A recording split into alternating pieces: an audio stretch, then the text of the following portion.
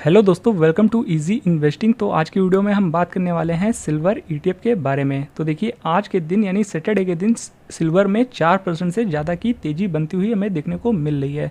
तो इस वीडियो में हम यही बात करेंगे कि जो हमें आज के दिन 4% भागा है ये सिल्वर, और बीते कई ट्रेडिंग सेशन से ये सिल्वर जो एक तरफा भाग रहा है, इसके पीछे का क्या रीज़न है और क्या हमें अभी के टाइम में इसमें कोई निवेश करना चाहिए, सारा कुछ डिस्कस करने वाले हैं इस वीडियो में। तो चलिए वीडियो को शुरू करते हैं। तो देखिए, जैसा कि आज आपको पता ही होगा, शनिवार था और आज के दिन स्पेशल ट्रेडिंग सेशन एनएसई और बीएसई के द्वारा आयोजित किया गया था। तो आज के दिन इस ईटीएफ में 4% से ज़्यादा की तेज़ी बनी है, जो कि अगर देखेंगे तो ईटीएफ जितने भी लिस्टेड हैं, सबसे ज़्यादा जो आज का टॉप गेनर रहा है वो सिल्वर ही रहा है, और सिल्वर में 4% के ऊपर की तेज़ी बनी है। उसके बाद गोल्ड रहा है 1.5% की तेज़ी के साथ। तो सिल्वर और गोल्ड में अच्छी खासी तेज़ी बनती हुई देखने को मिली है। तो सिल्वर की बात करें तो सिल्वर ने तो एक तरफा कुछ ज़्यादा ही तेज़ी दिखा दी है। आज के दिन 4% से ज़्यादा ऊपर भाग गया है, और बीते 5 ट्रेडिंग सेशन में 7.5% की तेज़ी है, और एक महीने में 8% से भी ज़्यादा का रिटर्न बना के दे दिया है। और सिल्वर एक महीने में ही 8% मतलब बहुत बड़ी बात होती है। देखिए, इतना तो साल भर में हम एक्सपेक्ट करते हैं गोल्ड और सिल्वर से, जितना ये तकरीबन एक महीने में ही भाग गया है, और बीते 6 महीने में तो 23% तक के रिटर्न निकाल के दे चुका है, जो कि रिटर्न काफ़ी शानदार देखने को मिल रहे हैं। तो आज के दिन इस ईटीएफ में कहीं ना कहीं हमें अपर सर्किट भी देखने को मिला है। तो जैसा कि आज जो ट्रेडिंग होनी थी 2 सेशन में होनी थी। तो पहला सेशन तकरीबन 10 बजे बंद होना था। तो पहला सेशन के बंद होने से पहले ही इसमें अपर सर्किट लग चुका था तकरीबन 9:40 के आसपास। और फिर जो दूसरा सेशन स्टार्ट हुआ है तकरीबन 11:30 बजे, वहाँ भी हमें अपर सर्किट ही देखने को मिला है। तो आज के दिन थोड़ी सी ही इसमें ट्रेडिंग होती हुई देखने को मिली है, और यहाँ पर सेलर्स ना होने की वजह से, क्योंकि देखिए सिल्वर में तो बीते कुछ दिन से कुछ ज़्यादा ही तेज़ी बन रही है, एक तरफा भाग रहा है। तो देखिए, यहाँ पर बेचने का कोई मतलब नहीं है। इस वजह से कहीं ना कहीं जो इन्वेस्टर्स हैं अब सिल्वर में बुलिश हैं और वो बेचना नहीं चाहते हैं।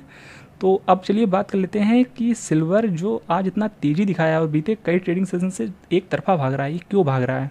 सबसे पहले इसी के बारे में बात कर लेते हैं। तो जैसा कि आप यहाँ अपने स्क्रीन में देख सकते हैं कि देखिए, चांदी ने कहीं ना कहीं सारे रिकॉर्ड तोड़ दिए हैं और बीते 11 साल का रिकॉर्ड हाई बना दिया। रिकॉर्ड तोड़ तेज़ी देखने को मिल रही है, और इसमें यहाँ अनुमान ये भी लगाया जा रहा है कि क्या जो सिल्वर है इसका प्राइस 1 लाख के ऊपर जाता हुआ देखने को मिलेगा या फिर नहीं। और देखिए, 17 मई को जो सिल्वर का प्राइस रहा है कहीं ना कहीं 92,000 रुपये प्रति किलो हो चुका है। और चलिए अब जान लेते हैं कि क्या कुछ रीज़न्स है जिसकी वजह से चांदी में तेज़ी देखने को मिल रही है। तो आप यहाँ देख सकते हैं चांदी में क्यों आई तूफ़ानी तेज़ी। तो आप यहाँ पढ़ सकते हैं, चांदी का भाव केवल 2024 में ही करीब 25% तक उछल चुका है। चांदी की कीमतों में बेस मेटल के बुलरन से जोश है। खासकर चांदी की हाजिरी डिमांड तेज़ी से इजाफा हुआ है, क्योंकि सोलर पैनल और इलेक्ट्रिक व्हीकल इंडस्ट्रीज से इसकी ज़बरदस्त डिमांड आ रही है। तो देखिए, सोलर पैनल में और इलेक्ट्रिक व्हीकल में कहीं ना कहीं सिल्वर का काफ़ी यूज़ होता है, जिस वजह से कहीं ना कहीं डिमांड बढ़ती हुई देखने को मिल रही है। और जबकि उत्पादन, आप यहाँ से पढ़ सकते हैं, जबकि उत्पादन डिमांड के मुकाबले कमज़ोर रहे हैं। ऐसे में कीमतें रॉकेट की तरह ऊपर जा रही हैं। तो देखिए, जैसा कि आपको पता ही होगा, जब भी किसी भी चीज़ की डिमांड ज़्यादा हो जाती है और सप्लाई उतनी नहीं रहती है, कम हो जाती है, तो उस चीज़ के प्राइस जो होते हैं वो ऑटोमेटिकली बढ़ जाते हैं। फिर चाहे वो कोई शेयर हो या फिर कोई मेटल्स हो, वो ऐसा ही होता है। जब भी डिमांड बढ़ता है, सप्लाई घटती है, तो उस चीज़ का प्राइस ऊपर जाता ही जाता है। बाकी आप कुछ रीजंस और भी देख सकते हैं। अनुमान है कि इस साल इंडस्ट्रियल डिमांड 9% बढ़ सकता है। खासकर सोलर सेक्टर से मांग 20% का बढ़ने का अनुमान है, और चांदी से बने गहनों में भी 6% के इजाफे की उम्मीद है। यानी हर तरफ से हमें जो डिमांड है बढ़ती हुई देखने को मिल रही है। इंडस्ट्रियल डिमांड में 9% बढ़ सकता है, और जो सोलर सेक्टर है वहाँ से भी 20% की डिमांड बढ़ने की उम्मीद है, और जो गहने वगैरह होते हैं वहाँ भी सिल्वर का यूज़ होता है, वहाँ से भी 6% की डिमांड की उम्मीद देखी जा रही है। और बाकी आप यहाँ नीचे देखेंगे तो आप यहाँ पढ़ सकते हैं, इसके अलावा चांदी की तेज़ी को डॉलर इंडेक्स और 10 ईयर बॉन्ड यील्ड में गिरावट का भी सपोर्ट मिल रहा है। तो ये सारे कुछ रीजंस हैं जिसकी वजह से कहीं ना कहीं सिल्वर में काफ़ी शानदार तेज़ी बनती हुई हमें देखने को मिल रही है। तो देखिए, जैसा कि अब हम बात कर लेते हैं ईटीएफ स्विंग ट्रेडर्स की और इन्वेस्टर्स की। तो देखिए, जैसा कि आज के दिन इस ईटीएफ में बहुत ही तेज़ी आई है, यानी पूरी चांदी में ही तेज़ी रही है। तो देखिए, जो लोग भी इसमें कहीं ना कहीं स्विंग ट्रेडिंग करते हैं, देखिए स्विंग ट्रेडिंग में जनरली क्या होता है कि हम एक प्रॉपर गिरावट में बाय करते हुए चलते हैं और फिर प्रॉपर तेज़ी में सेल करते हुए चलते हैं। तो देखिए, जैसा कि यहाँ पर गिरावट काफ़ी कम देखने को मिली है बीते कुछ टाइम से, और एक तरफा भागा है ये ईटीएफ। तो ऐसे में कहीं ना कहीं जो लोग ने भी 1-2 लॉट बाय किए थे थोड़ी बहुत गिरावट में, तो वो देखिए कहीं ना कहीं जहाँ तक उम्मीद है कि उन लोगों ने सेल कर दिया होगा। तो स्विंग ट्रेडर्स के पास शायद ही कोई ऐसे लोग होंगे जिनके पोर्टफोलियो में अभी के टाइम में सिल्वर रहा होगा, क्योंकि देखिए एक तरफा तेज़ी आई है। और जैसा कि सिल्वर स्विंग ट्रेडिंग में हम करते हैं कि थोड़ी भी तेज़ी आ जाती है, यानी 5, 6, 7, 8% की तेज़ी आ जाती है, तो वहाँ पर हम अपना लॉट सेल कर देते हैं।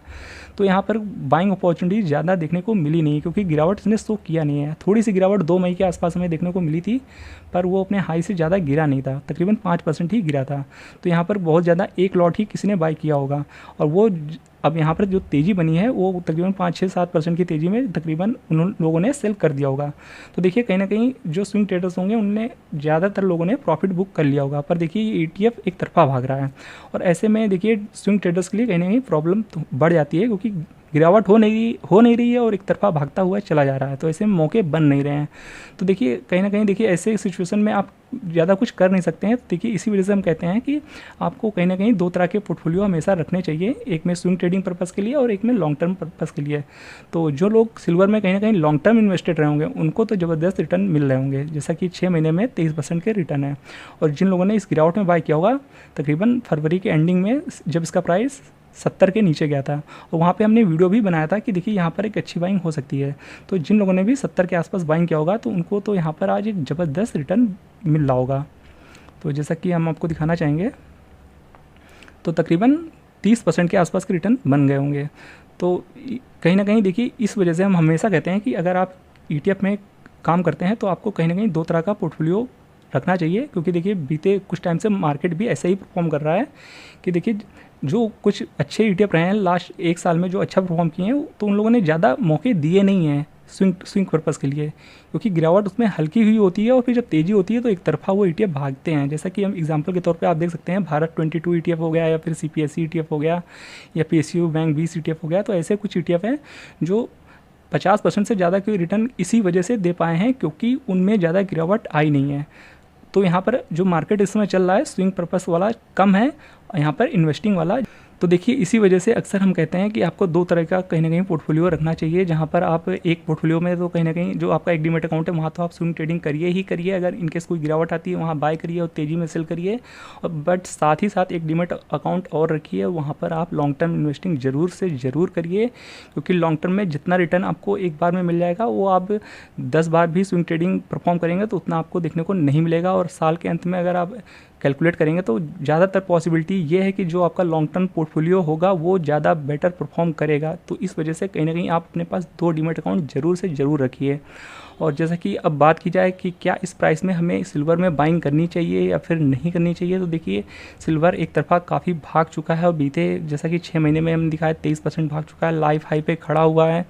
तो देखिए ऐसे में आप थोड़ी सी गिरावट का वेट करिए, जहाँ पर आपको कहीं कम से कम एटलीस्ट 5% की गिरावट अगर इस ETF में आ जाती है तो आप अपनी पहली बाइंग कर सकते हैं। बाकी इस प्राइस में लेना मुझे नहीं लगता है कि काफ़ी फ़ायदेमंद होगा, क्योंकि जैसा कि बीते कुछ दिनों में ही काफ़ी भाग चुका है और बीते 1 हफ्ते में ही 7% या 8% भाग चुका है। तो देखिए यहाँ पर थोड़ी बहुत गिरावट आई तो फिर आपके लिए थोड़ा सा प्रॉब्लम हो सकती है। तो इसलिए अगर आप वेट करेंगे तो ज़्यादा बेटर हो सकता है। बाकी इस प्राइस पे लेना चाहते हैं तो काफ़ी बहुत ही हल्की अमाउंट में लीजिएगा, बिल्कुल ऐसा कि अगर वहाँ से 5, 6, 7, 8 या 10% गिर जाए तो आपको प्रॉब्लम ना हो। उतना ही पैसा अगर आप इस प्राइस पे लगाना चाहते हैं तो लगा सकते हैं, अदरवाइज़ मैं तो ये कहूँगा कि अभी आप इसे अवॉइड करेंगे तो ज़्यादा बेटर होगा। और यहाँ पर कोई करेक्शन आता है छोटा मोटा, वहाँ पर एंट्री लेंगे तो वो बेटर चॉइस हो सकती है। और एक बार में ज़्यादा पैसा बिल्कुल भी नहीं लगाना है। बाकी निवेश करने से पहले एक बार अपने फाइनेंशियल एडवाइज़र की हेल्प जरूर लीजिएगा और खुद से भी रिसर्च और एनालिसिस जरूर करिएगा। बाकी देखिए लॉन्ग टर्म अगर आपने इस ETF पर में बाय कर रखा है, यानी लॉन्ग टर्म पर्पस के लिए एंट्री बनाई हुई है, आप इसे होल्ड कर रहे हैं तो बिल्कुल होल्ड करिए, क्योंकि आने वाले टाइम में इसमें जैसा कि हमने दिखाया है कि इसमें काफ़ी डिमांड बढ़ने के चांसेस हैं। तो हो सकता है इस वजह से ये सिल्वर जो है इसमें आपको 1 लाख रुपए तक का भी टारगेट देखने को मिल सकता है, यानी 1 लाख रुपए प्रति किलो जो चांदी का भाव है आने वाले टाइम में देखने को मिल सकता है, क्योंकि डिमांड अच्छी खासी बढ़ती हुई देखने को मिल सकती है इन फ्यूचर। तो यहाँ पर इस ETF के प्राइस आने वाले टाइम में बढ़ने के काफ़ी अच्छे चांसेस हैं। तो आई होप ये वीडियो आपको समझ में पसंद दोनों आया होगा। वीडियो पसंद आया हो तो वीडियो को लाइक और चैनल को सब्सक्राइब जरूर कर दीजिएगा। मिलते हैं नेक्स्ट वीडियो में, तब तक के लिए गुड।